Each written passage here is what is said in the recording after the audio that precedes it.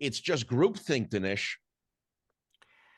Well, there are lots of young people whose predicament I must say I do sympathize with because they feel like the American dream has been snatched away from them. I agree with that. Right? They're bitter. They're saddled with student loans. They've been raised in dysfunctional family structures. Hmm. They have admittedly been lied to by the CDC. They've been lied to by the FBI. So they have an earned distrust in institutions. Yes. So they are vulnerable to being made suckers for every conspiracy theory that comes And along. they want to blame someone They want to for blame the someone. bad economy. So they say Israel's getting hundreds of billions of dollars a year. We can't even get a job.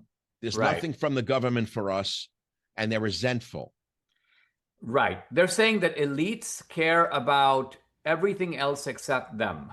Well, there's a truth to that also. There's a truth to that. I mean, This let's is be really clear. why this is why Candace and Tucker are finding this receptive Hmm. ear, which I think otherwise they would not find. I mean, if quite honestly, you and I are old enough to know that if Tucker were to say these things, let's just say in the Reagan era, the combination of the influence of Reagan and Bill Buckley and many others would be just to run him out of town. I mean, there would be no Yes, tolerance for this kind of thing. 100%. But we are in a different era, and I do think that there is a greater youthful susceptibility to some of these toxic Yeah, ideas. but even the right wing, quote, conservative youth have this attitude of the world owes them something. I remember coming out of college, out of Queens College, City University of New York, immigrant family. I had to take a job to begin with as a teacher, a social worker. I lived with my parents. Then I rented a crappy apartment. I had to sleep on the floor with a mattress. I had no furniture. Then I became a social worker, Dinesh. It was never easy. I wanted to live in Manhattan with in the West Village. I wanted to have a fireplace. I wanted to be, a great bohemian intellectual Right. for a nice $100 a month apartment. It didn't exist. It was always hard to live in Manhattan. Where did they get the idea that it was ever easy? How did the suburbs in New York develop? It's from all the people who wanted to live in Manhattan who couldn't afford it. That's why they built the Long Island Railroad, is so that they can get back to their houses out in Queens. No, this is true. Now, look, my daughter's 30, my son-in-law is 31. He's a congressman in Dallas. Good, good, They good. are very connected to they hear a lot from the young people of their generation. And Mm-hmm. they have a counter argument to what you just said, and which is, by the way, the same life that I've lived, right? Coming to America with $500 in my pocket, kind Mm. of having to forge the American dream.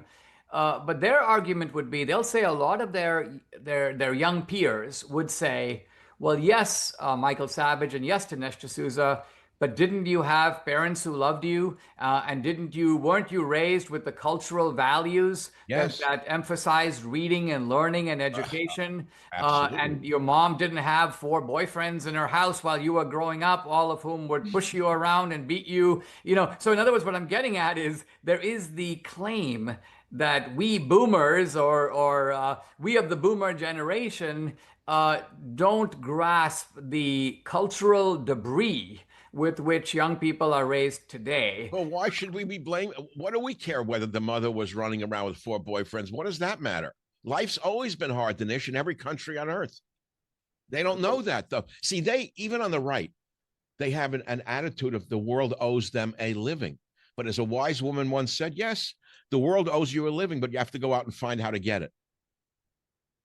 Yeah, I You know understand. that. I'm not telling you what you don't know, but No, no. I'm I've very been worried. very, I'm very worried, Dinesh, about the right joining the left, the Red Green Alliance joining with the conservatives, like the people we're talking about, in hating Jews. It's dangerous. It cannot lead to anything good in this country.